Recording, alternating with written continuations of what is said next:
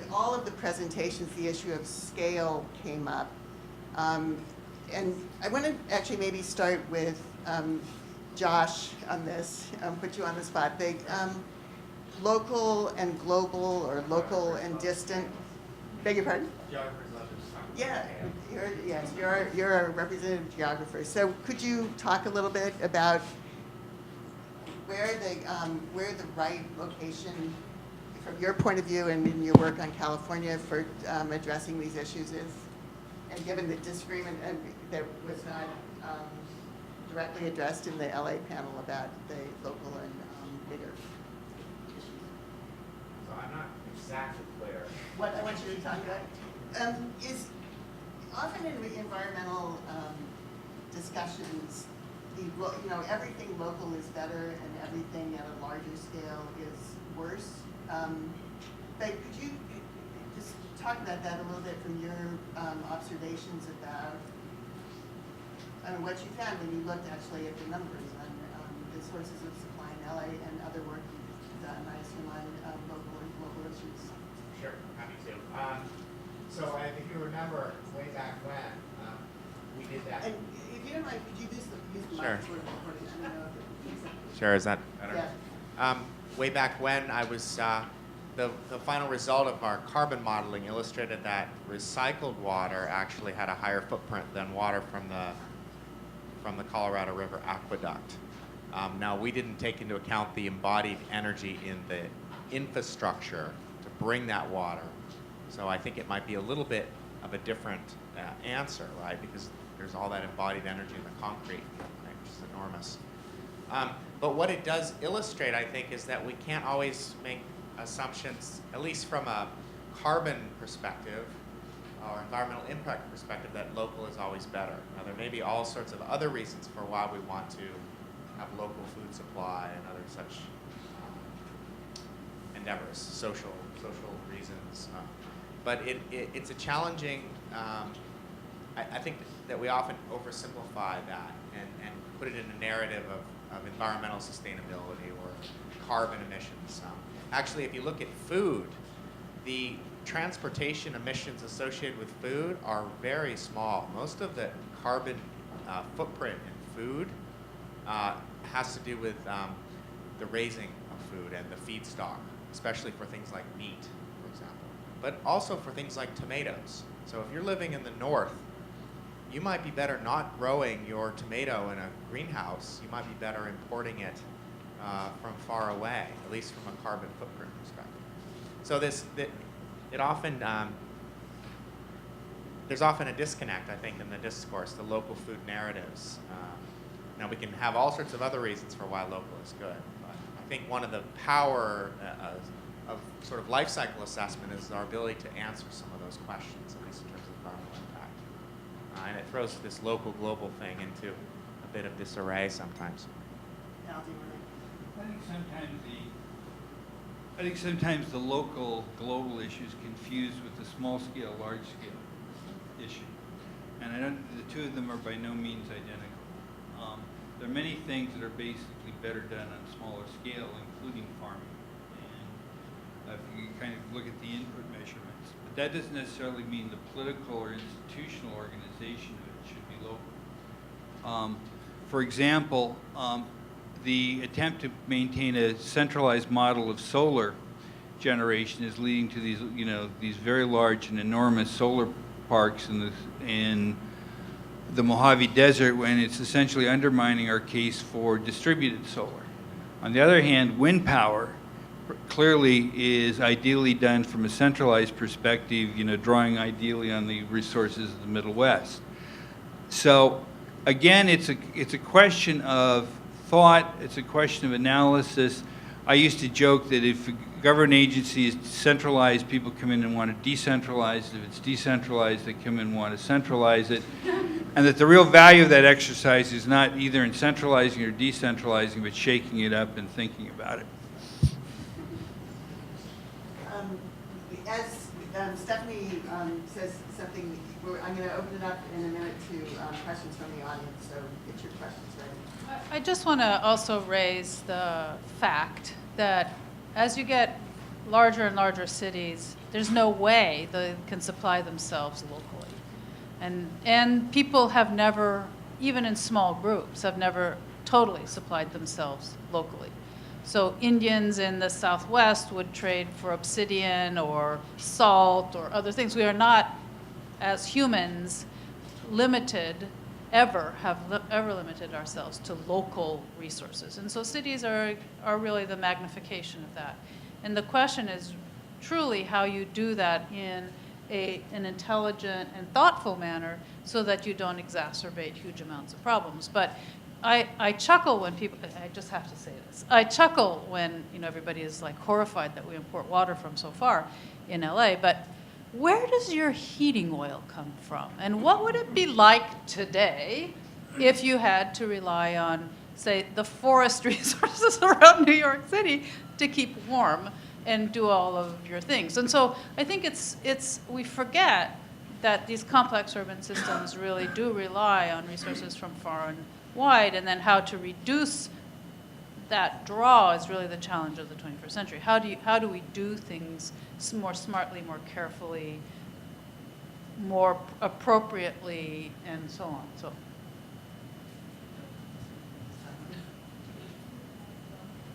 Is there a question from the floor? Yes.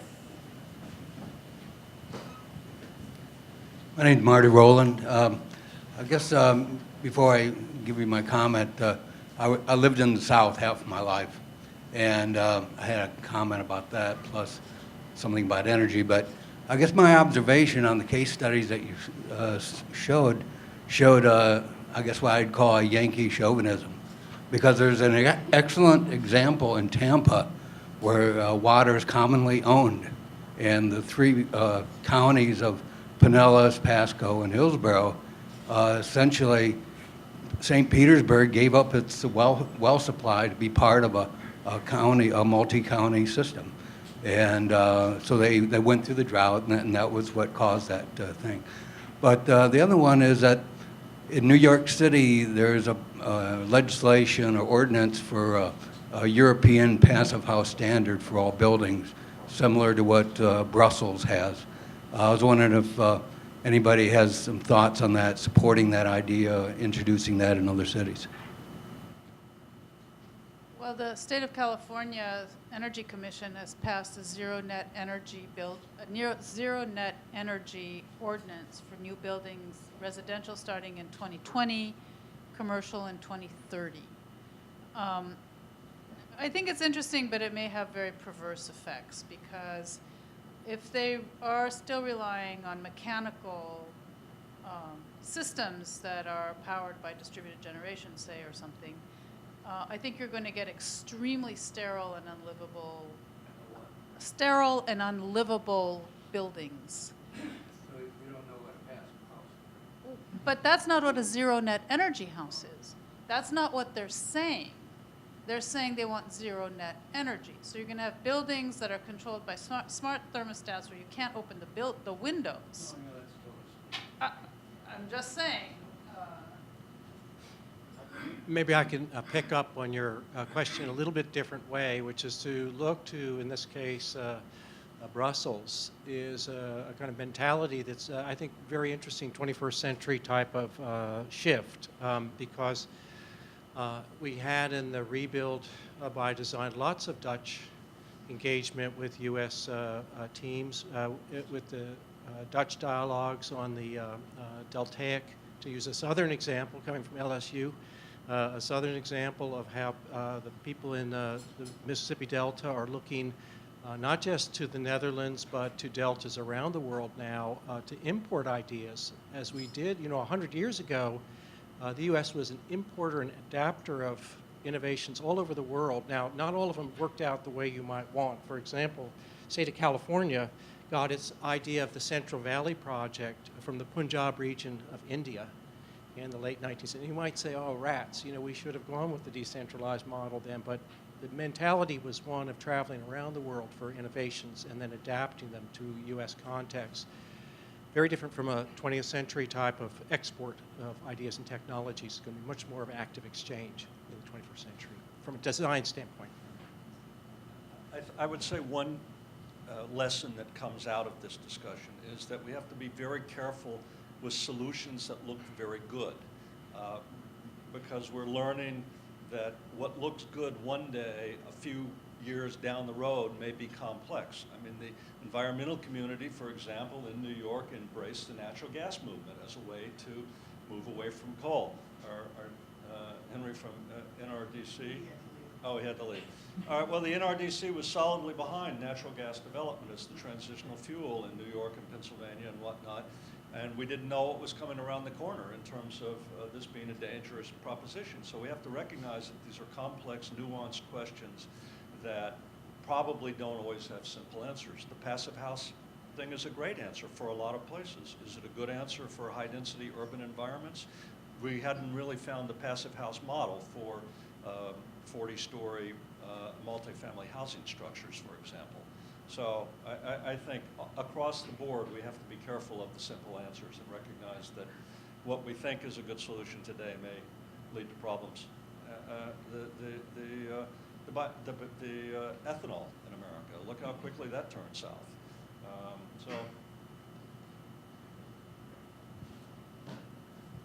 I can't answer the New York issue specifically, but I happen to know that Chicago has recently passed a benchmarking ordinance where utility bills have to be public so that the market will drive whether or not they want to invest or live in higher or lower energy footprint buildings.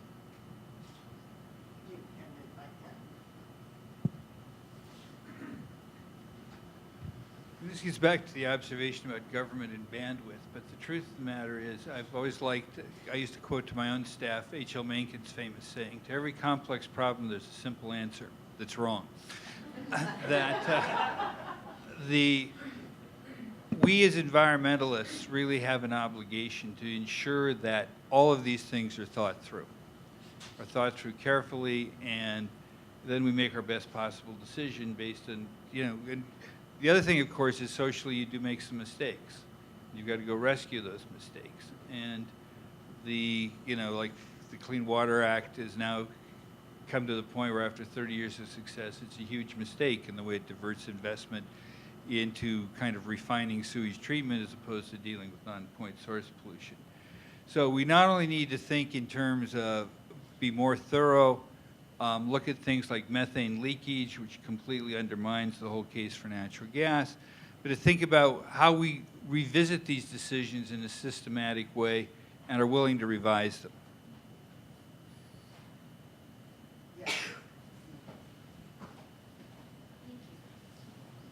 There are two topics that didn't come up, and I was just wondering if they were third rail topics or what.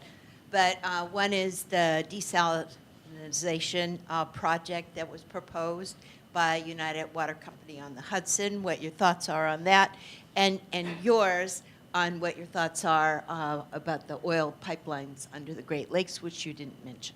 Well, as for the desalinization project, I was a consultant to the Rockland County Water Task Force, and it's generally considered that my report kind of harpooned that project, which is the PSC is now happily deep sixed.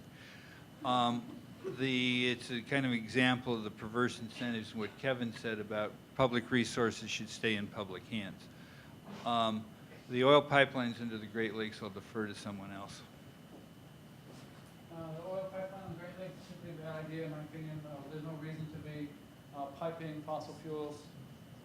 The question was whether about oil pipelines underneath the Great Lakes as a transit route, as an alignment to flow oil. And quite frankly, it just inherently is not a good idea. Infrastructure will fail sooner or later. And you're talking about having a failure in the Great Lakes. This is just simply a bad idea, in my opinion. Is anything happening to combat that? Yes, there are lots of actions, voices against, and there is voices for. I don't know necessarily who's going to win and how that's going to play out, but yes, one thing that would be helpful, of course, is the more voices beyond just the Great Lakes related cities and people need to be engaged in the dialogue. And more non-oil-based energy use has to be promoted. The Great Lakes, actually a similar story is the wind farms. We don't have any wind farm. Well, there's actually now a couple of sticks in the water for wind farm development in the Great Lakes where they're wet. Many places are opposed to this, low carbon because there's a visual impact, et cetera. So siting is an important issue. So we do need to, if we're saying no to oil pipelines, I think that same community has to offer an alternative and perhaps sacrifice a view for lower carbon energy sources. I think a bigger picture of just saying no isn't, my knee-jerk reaction was just say no, but there needs to be coupled with solutions.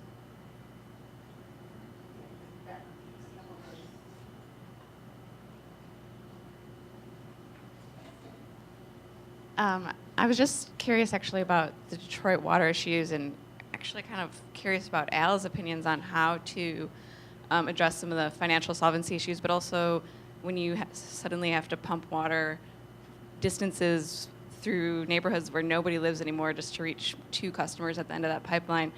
How do you start managing a system that was built for how many ever million people and suddenly is only serving 100,000 or whatever it is?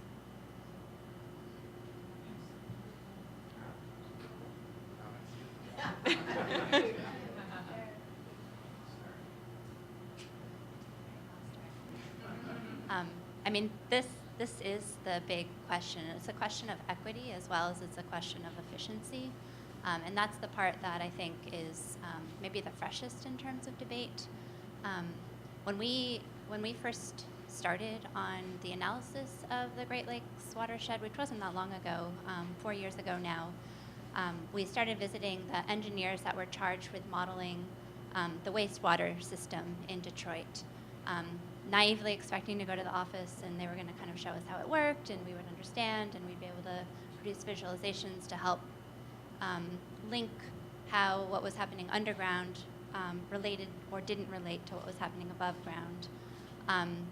And of course they tell us that they don't know either, that the system, because it's in parts and pieces and it's been constructed over so many years and so on and so forth, that on dry weather days you can more or less understand how it works, but the moment it rains, who knows? So they were still sort of dealing with that level of complexity.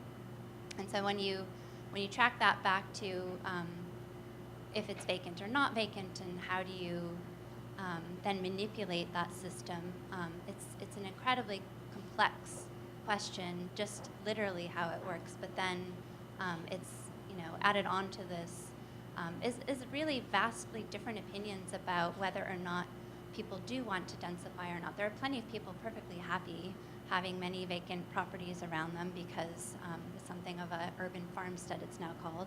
And there are others that aren't. So it kind of depends on where you land and who's involved in the conversation. I would be very loath to say anything meaningful about the Detroit water system without knowing more details about it. However, I will observe that the 2 people off in the distance story sounds to me a bit anecdotal. And I'm always very skeptical of making public policy on the basis of anecdotes. The other thing, of course, is actually much of that capital may be sunk. Capital in the pipes, the capital in the pumping systems, the capital in the billing systems. So you got to factor all of that in. The other thing, of course, though, I would say is that if it were kind of in my brief, as the Brits would say, I would be looking at how the money being spent on the water system could become a tool for urban revival. And one of the things that, frankly, do-gooders and planners do not pay enough attention to is they don't pay enough attention to the infrastructure agencies that spend the money. Actually, when I was DEP commissioner, I was trying to recruit this fellow to be chief of staff out of the social movements, and he was very reluctant to do that. He kind of felt he might be selling out. I finally said, if you're serious about this, you want to come to where government spends the money, not where government just kind of plans and chides and overviews. The infrastructure agencies are really the key to all of this. I just want to say, Al and I have had this discussion often, that if you take, New York City has a very aggressive green infrastructure grant program. So if we say we take $200 million and dedicate it to green roofs and bioswales and all that, and one can argue on the side that if you took $100 million and put it into improving waste treatment, that you could actually do a better job, dollar for dollar, in terms of gallon of stormwater that you treat. It brings to that question of civic revitalization and what the value of that is, and what the symbolic value is of having things on the street that people can see and say, ah, I understand what that's about. You know, the children, the school children, the high school kids, that's about allowing the water to percolate into the ground. So I suppose the dollar for dollar thing has to take some consideration into the other components of these, the other benefits, the less tangible benefits, say. There's also, you know, it depends on what we mean by green infrastructure, but in Detroit, when we talk about green infrastructure, it's often like a whole lot. And so there's the stormwater benefits, but there's also the, you know, they've actually quantified the psychological benefits of having green space near you, their health benefits. There's the energy savings often associated with not treating the water in the first place. There's reduction in crime. There's a lot of good work in Flint going by a number of public health specialists who are actually quantifying the crime benefits. So I think it's also a matter of bringing into the fold these other benefits and actually layering them on top and providing a better case. There's still a lot to be done in terms of measurement of green infrastructure, in terms of stormwater and other things. And I think that's ongoing, but we're going to get to a point where we're going to be able to have I think a pretty good idea of some of them. About Detroit, one has to remember too, the whole water infrastructure, it's much bigger than the city of Detroit, so it serves all of southeast Michigan. So there's a lot of thriving communities and regions that are connected to it. So it's not just a matter of the city, so it's a much larger infrastructure. And there is a plan, I think it's enacted, or should be soon, right, to create to make it a regional authority, right, where you would have folks on the board from the various cities, and they would pay into it and so on. And I think the city of Detroit will manage it. But that will change the calculus a lot in terms of being able to right-size it in a logical way. Now, whether we want to move people and how one would do that is a very different question. And there's other services aside from water, of course, that are involved with that. But this regionalization of this water system, not along a watershed necessarily, but nonetheless, at a broader scale, I think is a good thing for Detroit and for the efficiency of that system.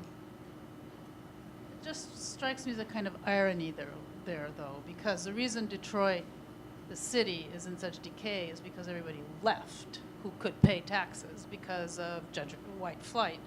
And so now you're getting regionalization based on a water infrastructure to resolve a problem that was caused by regionalization of people leaving Detroit. I mean, I think there's a very interesting paradox there that I can't help but note. Where's the microphone? Okay, go ahead. Yeah, I was fascinated by the panel today, and just wanted to ask two things that I didn't hear. One was any mention of the ASCS report card on water and wastewater infrastructure, and how woefully behind we are on that spending, and contributions from the architecture and design community on that question. The other thing that I didn't hear about today that I was hoping to hear more about was waste of water and any international examples where they're really combating waste of water and trying to really incorporate distinctions between potable and non-potable water, especially using non-potable water for irrigation, and whether or not any of those types of examples, thinking of Jerusalem in particular and Rome, whether any of those examples could be applied in the United States.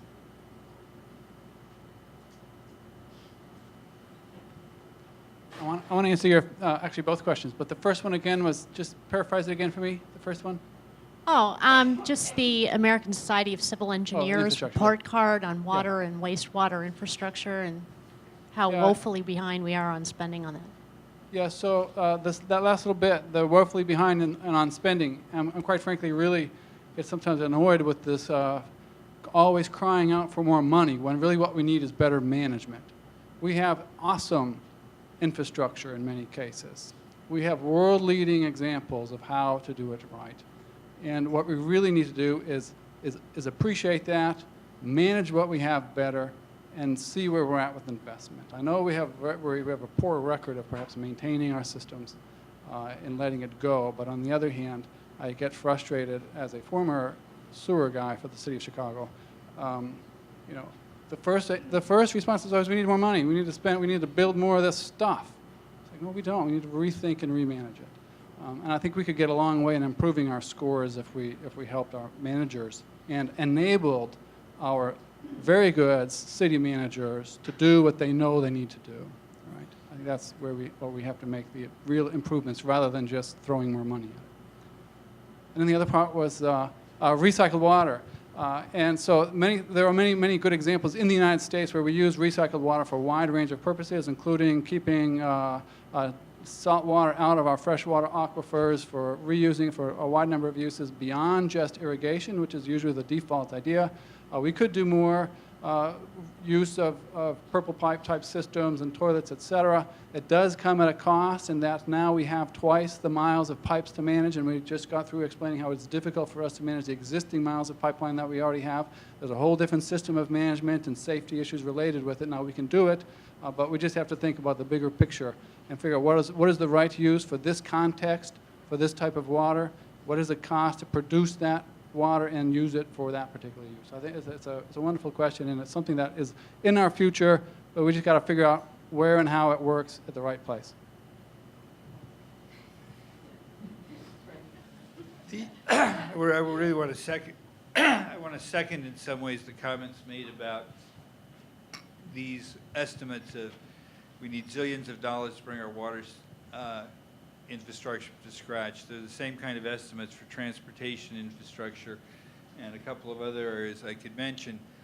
The truth of the matter is the ASCE has a vested interest in this kind of construction, and the standards, if you probe the body of the beast, are not very rigorous. People used to tell me you're only replacing 50 miles of water mains a year. The city's got 6,000 miles of water mains. That's terrible. Unfortunately, 3,000 miles of those water mains happen to be on leafy residential streets that no one in their right minds would replace unless they go bad. So 50 miles out of 3,000 miles is a much different story. So there's a lot of intelligence that needs to be brought to this problem. And the management thing, as I said in my presentation, is really critical. If it were up to me, I'd have every water utility have to benchmark itself every 5 years. Benchmarking being a process of testing their practices against industry best practices. We do have a lot of magnificent infrastructure. On the other hand, we heard that 70% of the Chicago River is sewage. So there are some places in which I'm relatively confident we need more money. That's not true. Henry was off. 70% of our base flow of the river is treated water effluent. Oh, treated water effluent. He kept saying twice, he said untreated, but it is treated effluent. That makes it the base flow of the Chicago. That makes an extremely important difference.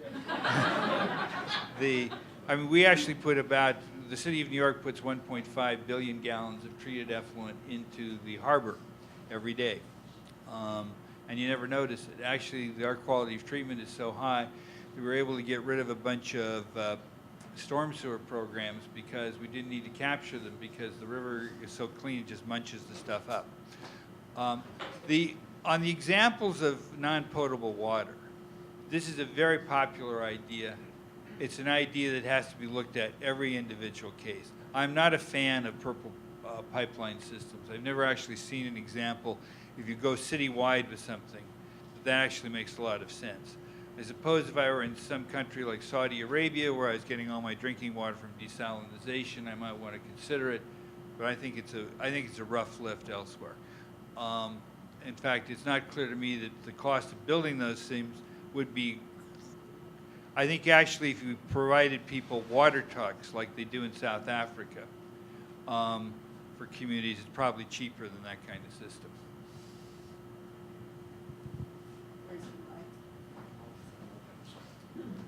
Wait, don't take the one from here. Where's the... No. It's back here. I can go. Thank you very much for really illuminating discussion. It was really helpful to hear how interdisciplinary, the solutions have to be. and you have to bring so many different players to the table. The piece that I felt was missing was the role of social scientists and where they fit in the picture, because psychologists, conservation psychologists like myself, we study the motivations and experiences people bring, when they're thinking about experiences with nature, when they're thinking about design and how they interact with any kind of environment. Anthropologists look at the experience, the communal experience of what it feels like to deal with these major global challenges. I was just curious to what extent the panel members have had a chance to collaborate, work with social science researchers, as they are grappling with these big questions. Happy. Yeah, so the question was concerning the role of social scientists in water management and in water cultures as much. And it's profound, and it has been in different ways, from more behavioral psychology in, I'm going to say 1970s onwards, to cultural anthropologists. I think one of the, and other social scientists kind of complement the point, but some of the research now on water governance and water politics has entered a social scientific approach, whereas water politics used to be something that one kind of just engaged in or evaded because it was too tough to, but now this water politics is actually within the sphere of social research in far more rigorous ways than ever before, and is helping to contribute to governance models. So social scientists are really probably economists more than others, but the full spectrum. More dissertations, for example, on water governance in Mumbai and Bangalore and Delhi than in some cities in the United States these days.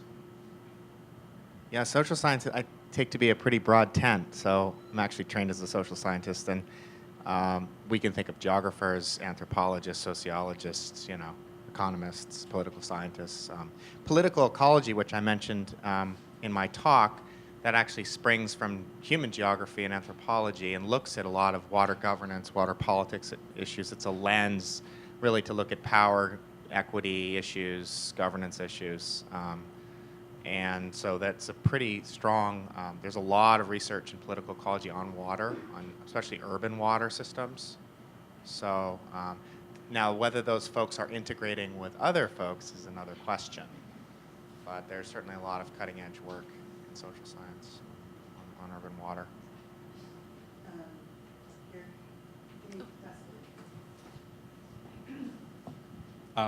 Yeah, there's a lot of great ideas today. I guess I'm not an architect or an engineer, or I'm not one of the, in that profession, I guess. I'm an artist and a photographer and a journalist. And I guess my curiosity is kind of, it was touched on briefly by a bunch of the panelists, just sort of the idea of like public perception, sharing these ideas with like a larger community. What are some of the strategies or projects that you have all worked on to kind of share these ideas with like the larger public, like to reach out and really, kind of sell your project or to engage the waterfront, make people engage your projects? If you could just talk about that. Well, at Cooper, there was an exhibit a couple of years ago on art and fracking. Very good exhibit. The anti-fracking movement has had a whole stable of artists who have, jumped into the fray with various kinds of formats. In terms of water conservation, we used to have an annual contest every year for school children among the whole city, and we develop a water conservation calendar out of it. How many people have seen the Miss Frizzle books? How many parents around here, Miss Frizzle? Miss Frizzle and her magic school bus visited the New York City watershed, and it was a great story and had a huge impact on the. I think the artists, in my experience, are very eager to engage with these things, and every time we see a good idea, we try and promote it.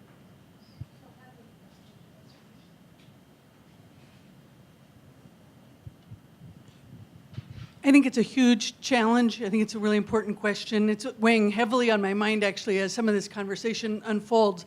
I leave here today, or I think about some of these conversations, I'm reasonably optimistic that a a creative class, a policy and science elite are thinking very, very carefully about meaningful ways to move these conversations forward in 3 distinct parts of the world that share some important parallels.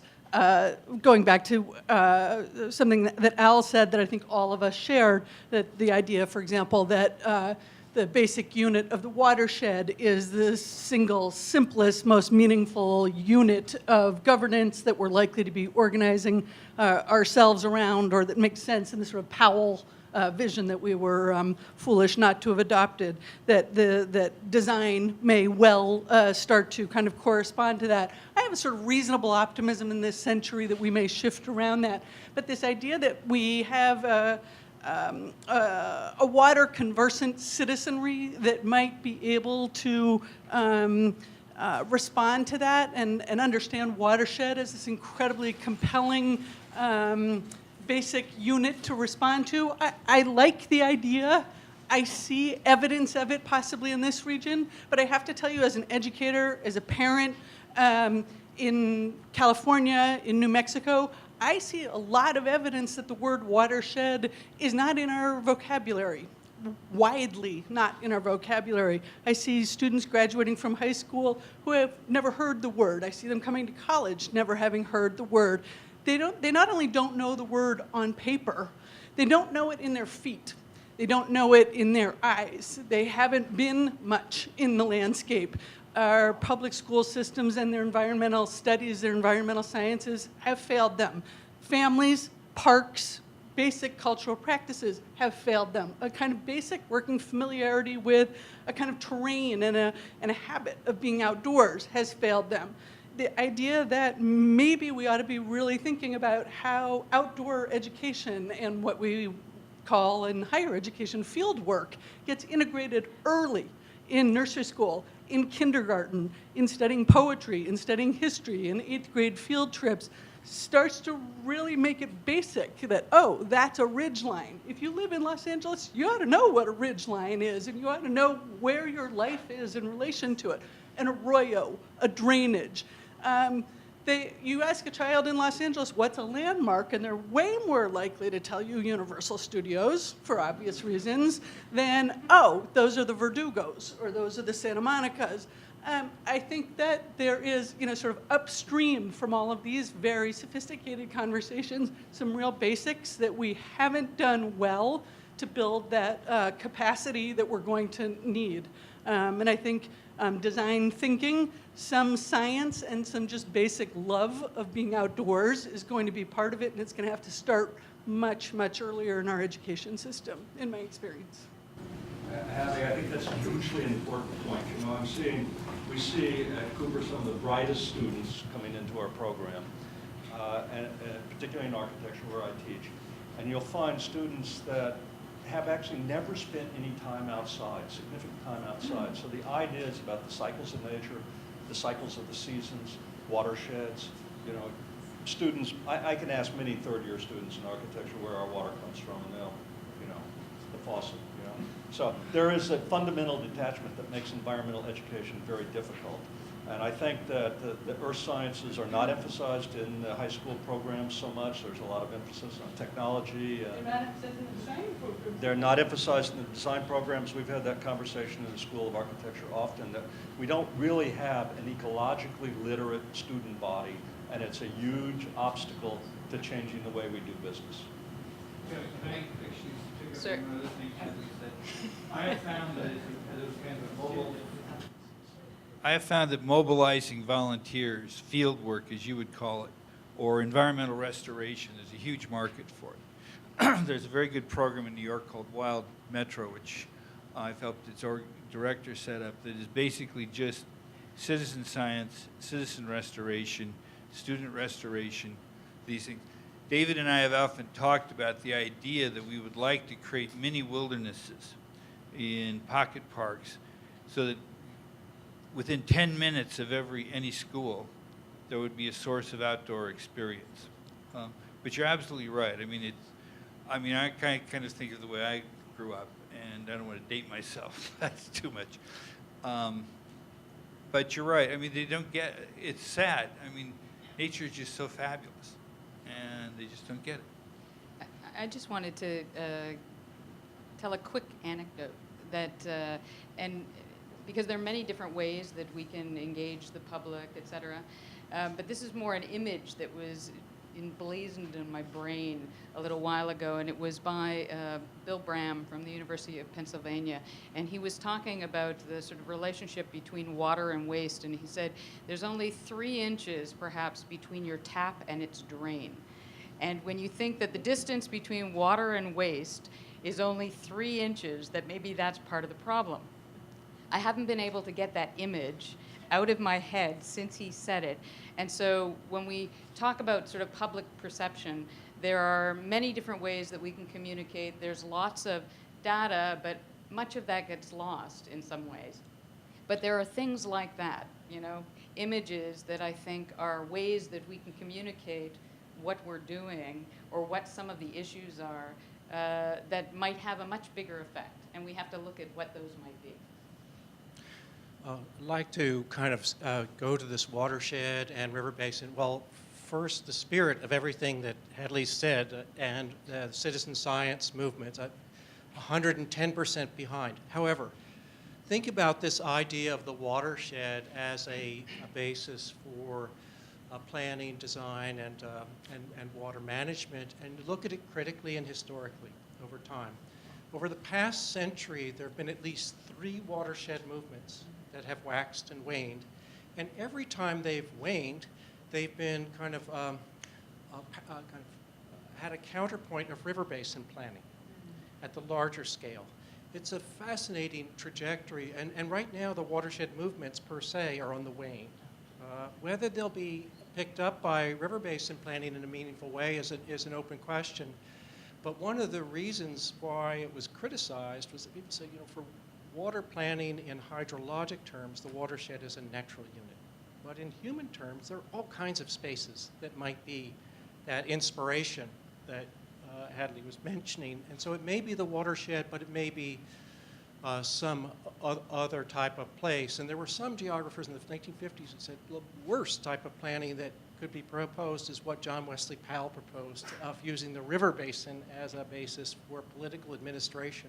It was briefly considered in France in the 18th century, late 18th century, but abandoned for the same kinds of reasons politically that it would be here. So I think that one of the things I've taken from this conference and from Kevin's presentation on the historical geography of water development is just how informative and inspiring it is for then kind of asking in design terms how one leaps ahead towards new types of innovative approaches, but informed and inspired by the historical geography of these, you know, fascinating systems.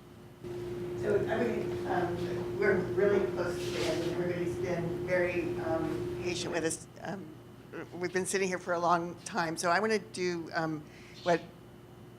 something to close that I asked the panelists all to think about, which is to quickly run down the row and say what your one thing would be, given the context that we understand, I think, well, that water issues and energy issues are technological and cultural and policy issues and political issues. So if you had the power, what's the one thing you would do to move this, all of our current condition forward in a positive way?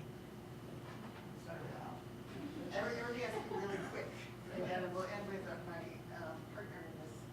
I think a good water utility has a lot of money and can be a model for sustainability. And if it were up to me, I would push that forward.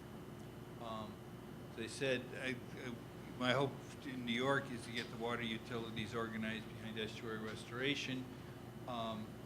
The water utilities could actually do something useful about basin planning if they got organized. But the sustainability of water is a fundamental, I think, is a core foundation of creating a sustainable society, and I'd like to push that forward. I'm torn whether I should speak to education or public space, but I'm going to speak to my desire for the issue of identity and legibility to be the thing that moves forward so that we really can find this overlap and find ways to move forward, whether it's through history or through innovation or some probably combinations of those things. Places that people can fall in love with and reconnect to nature and reconnect to these systems in a really personal way.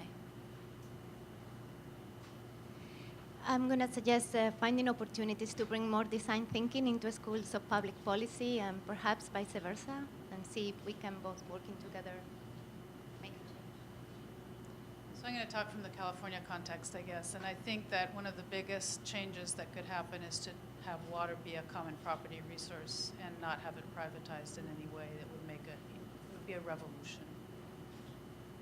It's a wish list, right? So I would wish that everyone could know where their water comes from and go at least to one source and see it.